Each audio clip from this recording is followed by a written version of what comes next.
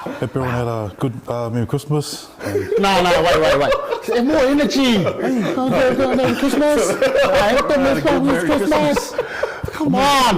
No, it's good. No, keep on. Merry Christmas. Show me, baby girl, just don't. You already know that out.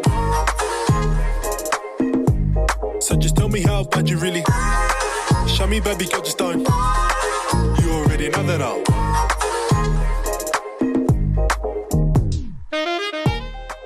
So talking about New Year's resolution. Do you have one? Do you believe in it? What's your take? Like to, I don't know, I'll kick off on the right side. Shopper. Right side off. That's your favorite side, eh? Right New Year's resolution, to be honest. Never really done one. Probably going into a rugby season, always look into a new year and think about what I want to try and achieve during the year. But other than that, I'm not a big New Year's resolution guy. I don't know. Yeah, that's just me being honest. How about yourself? No, I think it's good. One of the boys mentioned it's like a time to reset. It's pretty much just setting goals, isn't it? Like you're setting goals for the year. Because I know I've failed every time when I said. But at the same time, like, did I put myself in a position? Very close. Position. Did I put myself in a position to achieve those goals? So I think it's good, but as long as you have the people around that can help you achieve those goals there, because at the end of the day, it is goal setting. Yeah, you kind of set a goal for what you want to achieve for that year, and then you kind of go from there. It's, I think going back to, you mentioned goal setting and how you talked about failing to, when you set goals and you fail. I feel like sometimes when you do set goals, they're not really meant to hit. They're just there to get your attention. And I feel like one thing for me, or what I resonate with, is I think the importance is systems and routines. That's where we need to focus, or I believe in a way what's helped me in the past is, that's what separates the extraordinary and ordinary systems. And if you can stay disciplined with the systems, you go a long way to, like you mentioned, position yourself into to wherever that you set those goals. So, what about you, Jess? So, do you believe in them? You believe in them? You believe in setting? No, I believe in systems or routines. Yeah, but you don't believe in. Or would you set that at the new year? Answer the question. No, not really. When I'm thinking now, I don't wait for January 1st or December, the 30 to set my goals. Already, right from the beginning, probably 9 years ago, I've set a goal, put out there, prop off the year, just being bold with myself and chasing something that seems so far. And I realized even though I chased it, I missed it. I'm further off than I was than not chasing a goal, if that makes sense. Pretty much going back to, positioning yourself, into wherever that may be. So yeah, for me, I've kept that same goal, and every year I've just, like you said, reset, but not really a reset, just review. What do I need to stop doing? What do I need to start doing? And what do I need to continue to do? Finding things that worked and didn't work, and then just keep adjusting throughout the year, and then breaking it down month by month and then day by day. So, how about you? Yeah, something you believe in, or? I'm going to say I don't believe in the New Year's resolution, because I kind of set all my targets and then my vision the beginning of pre-season. So we're just blessed that we have pre-season in like the beginning of November, end of October. So coming into the new year, I already know the vision of what I want to achieve. So I don't know if my answer is right, but in terms of a new year, I already have a vision before getting there. So going into the new year, it's not a new start, it's a here we go. I'm ready. And I'm a bit different in terms of goals. When you say goal settings, I don't like the word goal settings, because I feel like goal setting means you get there and that's it. It's like the finish line. My goals are more, I can vision it, but I don't know how long it's going to take me to get there. For an example, you're saying best prop. I want to be the greatest prop. So I can't get to be the greatest prop because there's no finish line. The only way I can achieve that is if people start talking about it, but it's never your kind of So it's not- trophy or something. Do you know like what I not mean? really attainable. Something you've got to keep chasing. Yeah. Is that right? I love the chase, and that's another thing. So what do you do then what do you do to kind of keep yourself accountable or measure that goal, well, that unattainable goal that you're trying to chase? What do you do? Do you set little goals to try and get there, or you just, that's your one goal you're trying to achieve, and no matter what happens, you're going to try and get there? Yeah, so I think he mentioned systems and routines are massive. I have routines that I do each day that I have to do that I know that will get me to the vision that I'm trying to get to, but also connecting with all my failures. I think every failure is a massive lesson for me, and I know not to do that again. If I'm failing again and again during the process, then the process isn't building character because I'm not learning. I need to really understand. So when I lose, I like to stay down there for a long time, and not too long where I beat myself up and I can't get up again, but long enough to say I'm never stepping on that piece of shit again. You know, people run around life and step on the same piece of shit. But then I like to structure where I'm getting there. Okay, well, I'm going to go a bit to the left here and then go around it, so I'm not falling down. But obviously, you're going to fall. You're going to fall. Another thing's going to come in front, and that's where my routines and my good habits come in place. So when I do fall, I know I've compounded it from the start. So right now, I've come to, I don't want to say an end, but I've come to a challenge where I took on earlier this year in reading one book a month since January. And almost completed the challenge. But when I say completed, I already know the next challenge for next year, you know? Yeah. I want to be able to read at least 2 books a month, if I can. So that's similar to a New Year's resolution then? Yeah, pretty much. But it obviously, when I did my rundown for my rugby, it kind of ties in that October, November phase going into New Year's. So I'm a bit different. It's a bit different, but I think it hits the same points. Yeah. No, I think I'm quite similar, but I think, for me, I believe in a New Year's resolution, because I think for those who have tried to achieve a goal earlier in the year and haven't, then it's, like I said before, it's kind of a reset button. But then it's up to you to get the people around you, because I think you can't, like, no one can reach a goal. Well, myself, I can't reach a goal without help. Yeah. So I know if I say my goals out loud, it's make me accountable, and then it's up to me then to get the help that I need to reach those goals. So last year, one of my goals, my New Year's resolution was Player of the Year. Nowhere near that. But I kept that to myself. This year, I've told everyone. So that's making me accountable. Now it's up to me to, get the people around me. Like, I got you guys to kind of, keep me honest with my training, with my extras. And, now it's up to me to try and get that goal, because that's quite a big goal. And then I want to try and prove to myself at my age that, I've still got it to, compete with the younger boys that are coming through. What do you reckon stopped you? And when do you reckon it started fading? Probably around February, March. But I don't want to make it an excuse. Early. I don't want to make it an excuse, but it was like the season didn't start yet. My goal was gone. So it was like just before my baby was born, and then it was like I got a bit lazy with everything that was happening at home. Just loads of excuses, I put my hand up. That's it was my fault, but I want this year to be a big year, and setting a New Year's resolution, I think that could help me kickstart my my goal into being the Player of the Year for League One. What tools have you got in place now that last year went like that? Yeah. And if that had to replay and say, your missus pregnant again, or something like that, do you have tools? Have you learned from the lesson? Yeah. And do you have tools in place, like, if this happens, I've got this, put that there. If this happens, Well, have you learned? Yeah. The first one, my first step is letting everyone know. So Okay. I already told the club We had a meeting and they were like, what's your goal? And I was like, I'm going to get Player of the Year this year. So that's already a big step into trying to achieve that goal, because even though I don't get it, I know if I work towards it, I'll be a better player anyway. You know, like obviously it's a big goal, but if I don't get that goal, I know I'm going to have a better year. And obviously I've got you guys keep me accountable. Like, you know, I'll give you, moving forward, I'll give you what I'm trying to work on, what my extras are, and how many times I want to work on that during the year or during the week.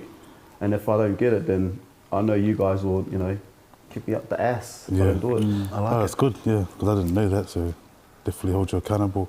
Why is that a goal of yours? Because I want to prove that because I'm 37, I just turned 36 I think. 37? Oh, 37, eh? 38, man. Excuse The way I act, yeah. 40, what? Like I'm 20. No, so I just want to prove at my age, like I still got what it takes to compete with the young boys who are coming through. And I still think I got, you know, a lot left in me. You know, even though, you know, towards, like I'm heading towards 40, a lot of people think that, you know, my time's done, but I want to prove that I still got a few more years left in me and I still can perform, you know, at my peak, at my age. Sure for sharing us. Why, let me ask you again, why is that important to you? It's just the competitive side of me, yeah. Just me being competitive and, yeah, I just want to prove to people, you know, I want to prove them wrong because, like I said, I made my Super League debut late. I made my Super League debut late, and you know I learned a lot of lessons through all those years of failing, like constantly almost signing with an NRL team, then failing, and then almost signing with a Super League team, then failing, and then finally getting my shot. I learned a lot through that process, and I just want to kind of prove people wrong again. Yeah. No, short for sharing. I feel like wanted to explain sort of why I was asking you as well, because one thing I learned, majority of us and me, I put my hand up, we live our life surface level way. We set goals, because we're going back to New Year's resolution or setting goals. We set goals, and I'll use myself as an example, like, I want to lose weight, or, I want to play Prop of the Year. But then when things get tough, we only get a surface level answer back. You look for them excuses. Whereas actually twice, all we knew was that you wanted to be Player of the Year, but why is that? So I feel like when you go deeper within yourself, and for me, going back a few years back, I wanted to lose weight. It got deeper to, I'm a father now, I'm a husband, I want to lead the way for my kids. So I feel like, when you're talking about New Year's resolution or goals, it's important that, you dig deeper within your why. Like, why do you want that? And I feel like that's some advice that we can share. There's going to be many people that set goals of, want to lose weight or whatever it may be. And I feel like I just want to lose weight. That's not enough, because come February 1, you're going to look for an excuse. Whereas if you dig deeper, which I've done, and I dug 4, 5, 6 levels deep into why I wanted to achieve that, and it got down to my kids, and it got down to their kids, started going deeper into generational. So I couldn't let them down, because it's going to affect the next generation. So that can come from any area, like, why do you want to give up? Why do you want to sacrifice that? But I just thought, it was important that we touched on it. So thanks for sharing it. It's still good also. But you brought up a good point as well, like it's showing your kids. And I guess that's one thing I want to show. Obviously you want to show your kids, that you never gave up, and you want to kind of be a good example. So my son, he's looking at me, right, and he's thinking, if I'm not training, then I'm not setting a good example for him who's trying to reach his goals. So it's good that you brought up that point, because that's something I forgot to mention as well, is doing it for the kids and for the old boys, like ourselves, just to prove everyone wrong. How about Panda? You've had a lot of success over the years, and you've played some of your best rugby over here in the UK, and you've probably been in the game longer than anyone on this lounge in terms of pre-seasons, in terms of games in NRL and stuff like that. So, like, every year, how do you get yourself mentally prepared to achieve massive goals at the end? I like to try and think about realistically what I can do, and then see if I can surpass that. So if I don't believe in myself, I try and take my expectation on myself beyond that, and then try and attain that. So if I don't feel like, you know, I can say Q said, you know, he wants to be the best player. I think it's massive for him to go out and say that and put it out in the universe. And then he needs to be like people are holding him accountable. So back in 2016, I think it was, I did the same sort of thing to myself. I thought, you know what, but I didn't do what Q done. I didn't go out and tell anyone, but that's what I believed in myself. And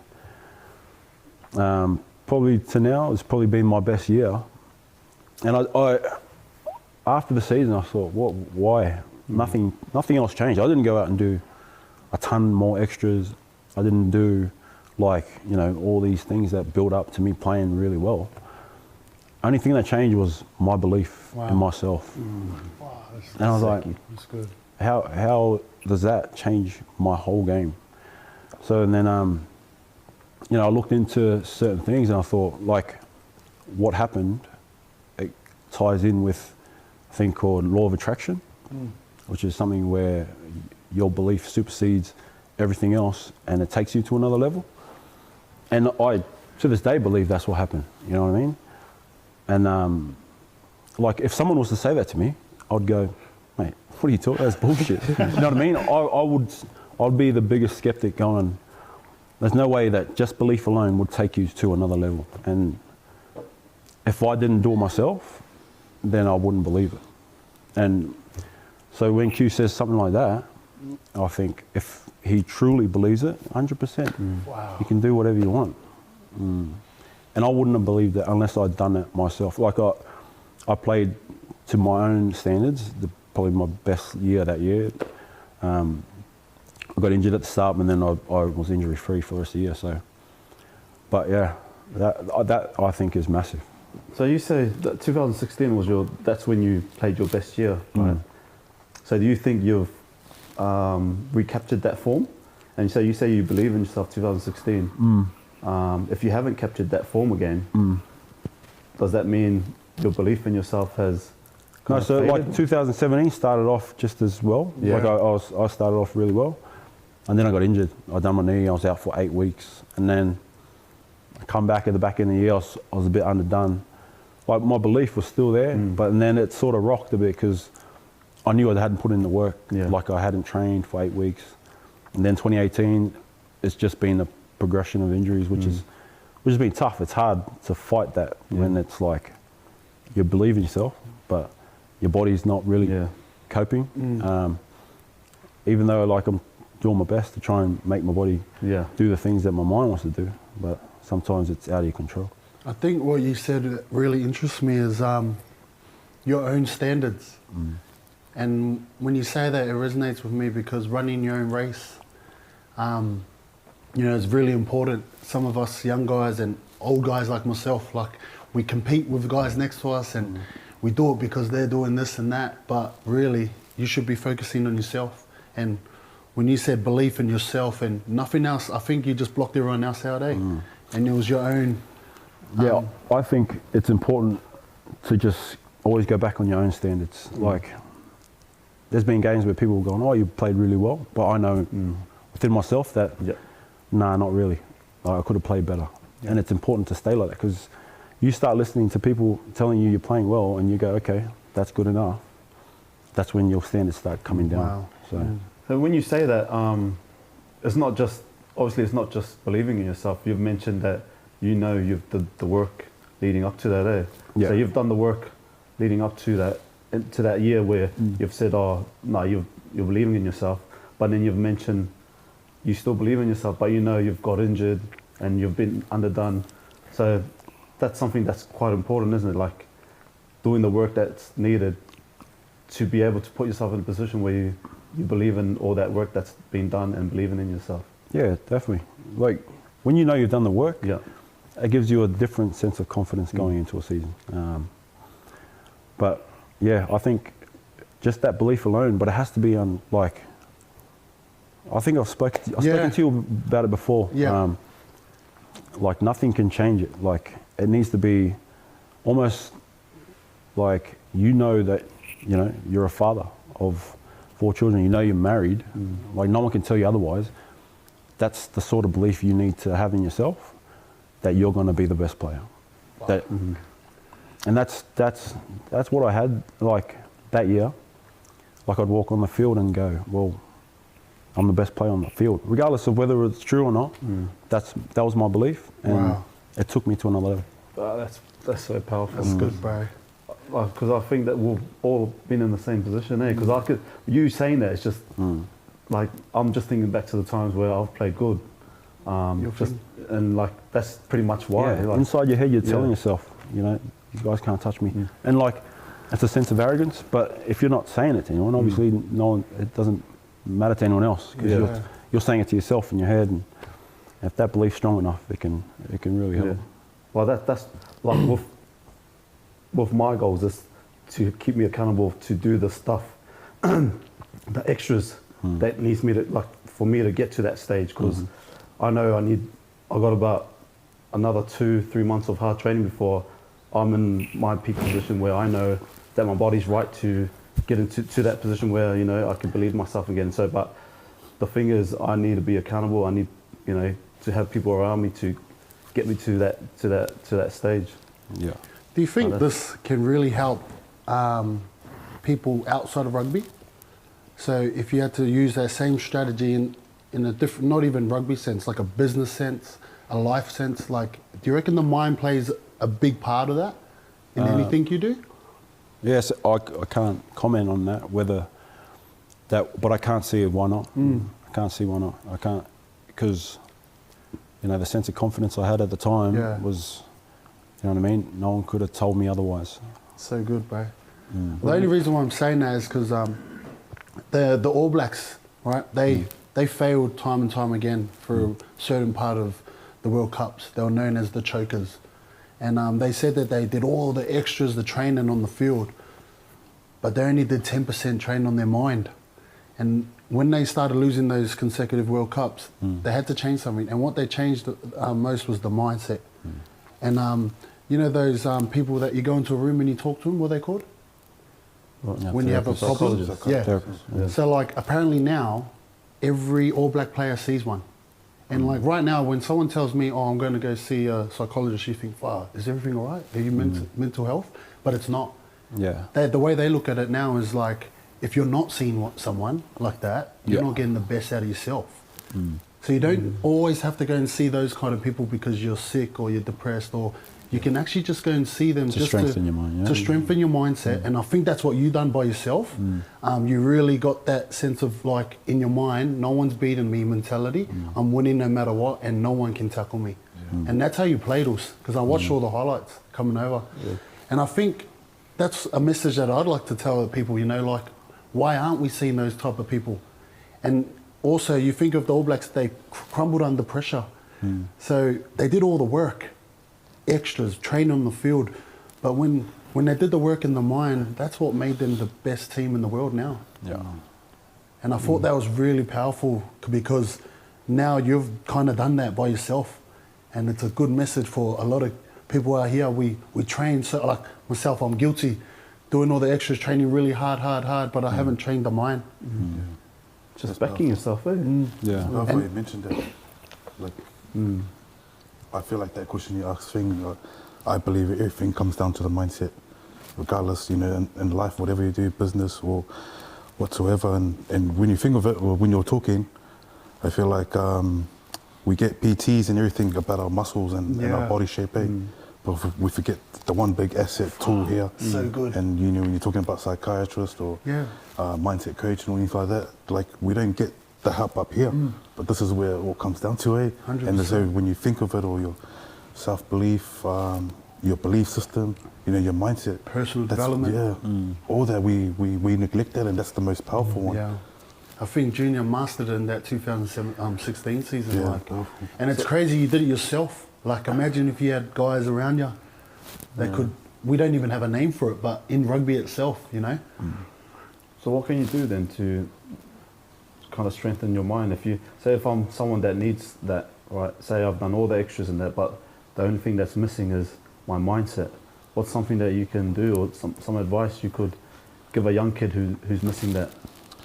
Yeah, well, one thing that I've learned for myself, coming through, I realized, you know, I mentioned before my adversities and, you know, a bit about my past. My belief system was way out, you know, high school dropout. You know, you can imagine that belief going into chasing a dream, you know, and one thing it came down to is that surrounding we talk about, you know, accountability. I feel like when you set goals for yourself or in life in general, you need a team around you. I'm not talking about a big team, but you need a good team, you know, brothers, sisters, wives, whatever it may be, that believe in you. Because there are going to be times when we all fall away. Like you mentioned, and it's important to fail forward because you can get back up and learn the lesson, and, you know, we can use those, you know, failures or mistakes as stepping stones towards greater things. But one thing I done was, and I realized my mindset was, I had to renew my mindset. And I had to renew a lot of beliefs that I picked up along the way with my environment and, you know, my own self-talk. Because, you know, at the time when I was inside, I remember telling myself, oh, I'm a nobody, man. You know, I'm here now, I've found myself here. And that was all the self-talk, you know, when hearing what, you know, the belief and the confidence, the self-talk that Dreams was sharing. I realized, okay, this is where I'm at. This is where from when I was born to where I'm at now, this is where it's got me. And, you know, I'm at a dead end. And I needed to change that belief system. I needed to, you know, and going into faith. Faith has been a massive part for me, you know, because I needed to understand, okay, what does God say about me now? And now I changed and renewed my whole, you know, thinking and rewired that. But without going off track, that's helped me to renew my mindset, the surroundings, accountability, and then more research on your mind. Like, why is the brain there? And for me, I started going into a phase where I wanted to learn more about the mindset. And I realized one of the basic key is our negative default. You know, the brain has a negative default. And if you don't give it the right self-talk or belief, it's going to go straight into looking. The brain was there to develop to look for problems. And you've got to replace them problems with, you know, and that comes down to what you focus on. So if you're someone that's coming through, or young guy, knowing this now, that your default is being negative, you know, you want to get into things or find self-talks or find a routine system that, you know, self-talk, okay, I'm here, I've been put on earth for a reason. You know, I definitely have greatness within me. And these are the self-talks that I done, and it's helped me. And learning never stops, eh? The minute you think you've got it all, I reckon you've lost. Like, I believe you're lost. And for me, I just started getting passionate about how much more can we achieve in life. Not talking about sport achievements, but like literally how far can we go when you understand, you know, the mind, No, that's powerful. And like I asked, just like you mentioned, one of your big goals was to be prop of the year. Eh? So is that still your goal this year? So is that a goal for every year that it's been, you've been playing? every year. And like you mentioned, I sort of had similar whys as well. My why, and I dug deeper. And why is it that I want to? So I sort of want to be, you know, the best version of myself. But also when I'm chasing something, I know that it's all gonna go towards, you know, if I'm being the best prop or the greatest prop, however you put it, I know I'm being an asset to my teammates. And going back to that, like what you mentioned, you know, family. If I can just inspire one person back in the community, that this guy came from here and he's got player of the year or prop of the year or some sort of accolade, you know, you can inspire that, and that's the massive blessing that comes with our sport, eh? You know, I feel like you can all agree with that as man. And that's a sense of responsibility that we have, eh? To be a good role model, because everyone's always looking up to us. And while we're at it, Panda, what's your goal? We got player of the year, prop of the year. Rugby goal, eh? Rugby goal. What's your rugby goal? My rugby goal, it's ever since last year was a tough year for me.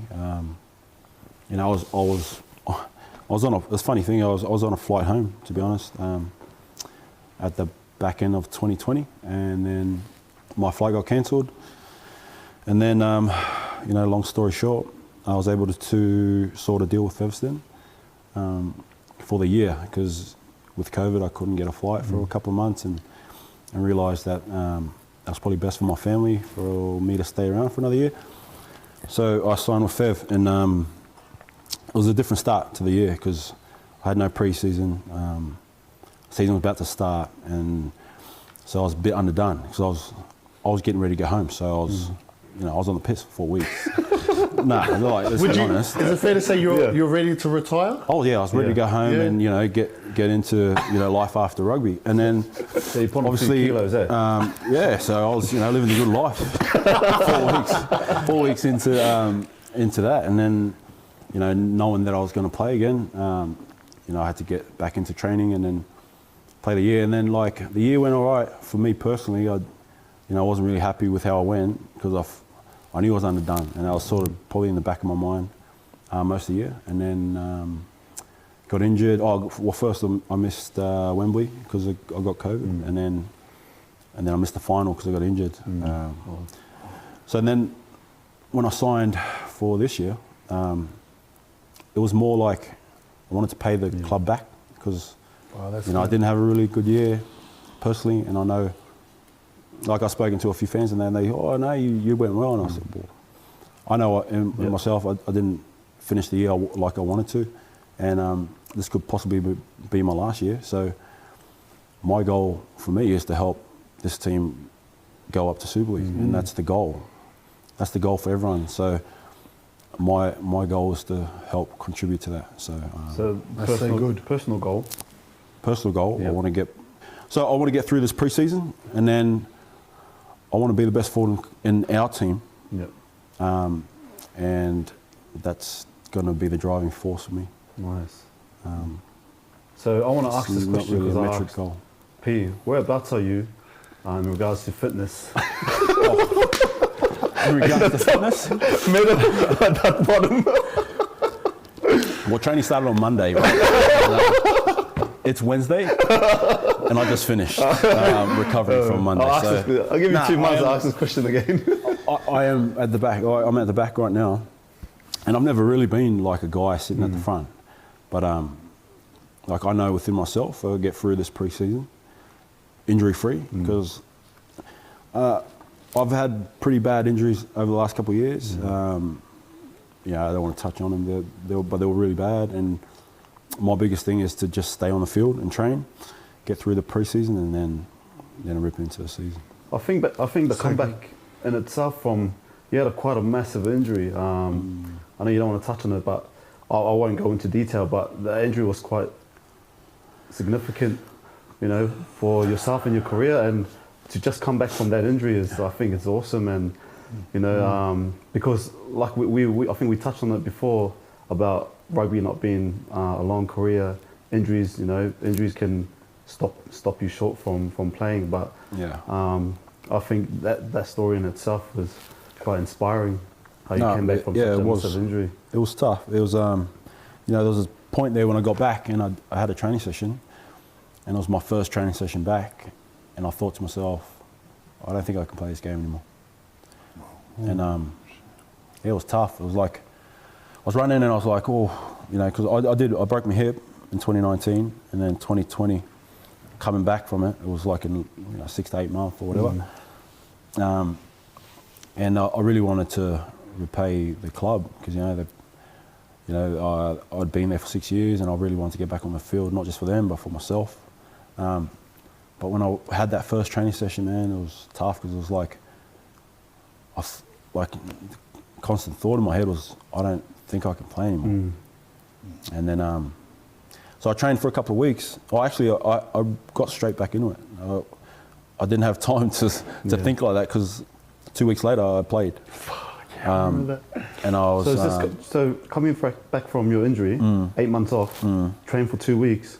Yeah, so I trained on my own with the physio, and then once I started running and joined the team, it was about 2 weeks, and then straight into it. And I probably didn't voice my concerns to everyone else, but inside me I was thinking, well, I don't know if this is right, because it didn't feel right at the start, I'll be honest. But then once I started putting some games together, I started to feel better. Oh, that's powerful, man. And I don't think you've mentioned what your goal is for this year, your rugby goal. Yeah. My answer's going to sound like Pandas. I don't think anyone understands how driven our club is. Our club is doing anything, and ticking every box that we can to get into the Super League. And I feel like it's a calling of mine to come to Featherston to help do that.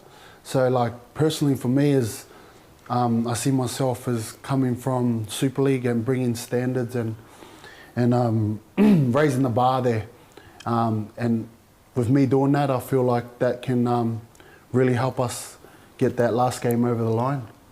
But personally, a goal for myself is I want to be better than last year. And last year was a good year for me. Started slow but finished strong. But I want to continue that form. And hopefully, it's not about the trophies and it's not about getting the stuff for Fev, but it's more for my son, JJ, and Ngelu, to see the downside of me and then to see the winning side will be very special. So to make them proud will be my goal. Nice. Wow. Nice. No, thanks for sharing that. Like you talk about your team, your club wanting to get promoted. I think our club's in the same position as well. We're a League One team trying to get promoted to Super League, Super League Championship. So that's that's a team goal that I'm trying to help my team achieve is,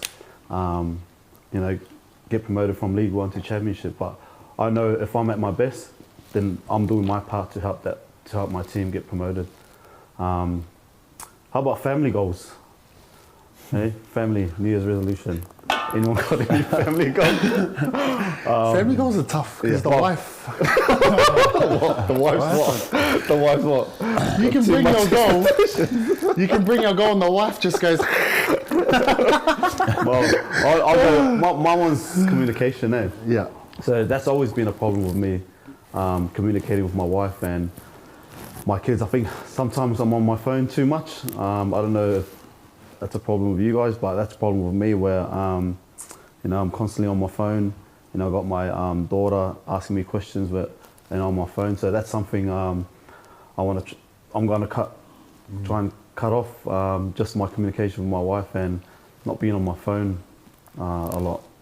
Try and cut off, or because any reason why asking, sometimes we go, I'm gonna try do this, try do that, but I feel like it's important we understand the detail, you have a timing or I'm going to cut off. going.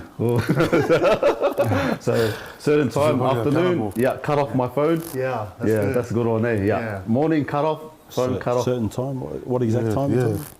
What do you think's a good time? That thing's time.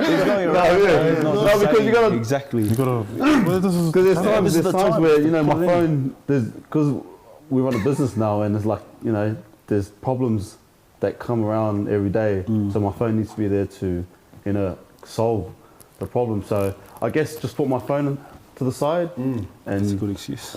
just only touch my phone when there's a problem within the businesses, or if you guys want to reach out and talk to me, then Oh, so okay. okay. So anyone got any family goals they want to? Communication and Yeah, last one. friend ones. It's good. What's your family goal? That would be similar. I put my hand up as well. I want to always, it's always been the goal to try and be the best husband and father. But I knew before I lead anyone else, I got to lead myself first. So it's just trying to be the best me. Communication, that's a big one, and I feel like boundaries. You got to set them boundaries, and that's a good reminder. Because I reckon that's a big one that we all, I'm guilty of as well. Because when you're at home, when do you put the phone down? Then where you can just be fully focused, and in the moment, in the zone with family time. So again, I ask you, when do you put your phone down? I'll just sort of set boundaries. Yeah. So Then when have what are those boundaries that you're setting? Oh, depending like, because my days vary, Oh, you know, being full time. You can still set boundaries though, eh? Yeah, definitely. You set boundaries. what are those just boundaries? just the times. The times, you know. Obviously, I get home different times. I try and be. Do you always get home before 4 every No. every day? About 5. Do you always get home before 5 every day? Depends on Costa Eagles. So if he doesn't know. Costa. Are you gonna stop going to Costa before you go home? Nah. Panda. Yeah, mine will be the same. Communication, you know, it's not the easiest thing. Making sure your marriage or your relationship is smooth sailing all the time. Something I've taken on recently is tackling things as they come straight away. You know, I heard a thing saying conflict delayed is conflict multiplied. Say that again. Conflict delayed is conflict multiplied. So if you leave things to stir, they're going to get bigger. So you know, if we have a problem, just communicating and getting it done straight away. So That's good. That's I good. think that's been massive for us. That's massive for me because I don't do that, and that's what my wife keeps saying to me is like, don't hold everything in because when you do get angry, you just explode. Eh? Yeah, 100%. Yeah. And And it's I've not been- about the actual thing; it's about something that's built up. And I've been around you where every time you give information is always wrong, eh? So you Yeah. gotta listen better. Yeah, no comment. Man. That's good. I want to just go back to, you mentioned you missed Wembley and then grand final. Like, how did you get through that, or what were you thinking at the time? Because I know I missed one and it was really tough, eh? Especially to be here, like Wembley that's like the pinnacle, you know, like things we chase for. How did you, what was your mindset for it all? Yeah, no, I was shattered. Obviously, yeah, the boys getting together, they won Wembley, so yeah, I was chuffed for the boys. I was really excited, but for me not to be there or not to, you know, be there for the celebrations as well was really tough. But you know, knowing that I had a chance to be there for the final, that sort of, you know, dragged me out of that, and then I was out for the final. So yeah, just looking forward to the year now to start another one, give us another shot. How about you? What's your Mine. family goal? Obviously, I've dragged my family through a lot last 3-4 months this year. So just want to make sure I celebrate some of our achievements off the field and connect with mum and dad more often. They're getting a bit old now.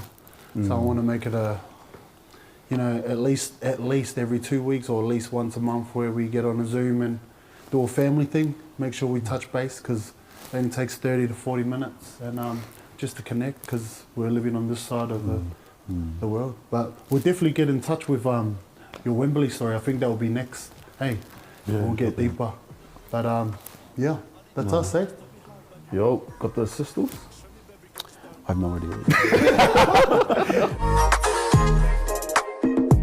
So just tell me how bad you really. Show me, baby girl, just don't.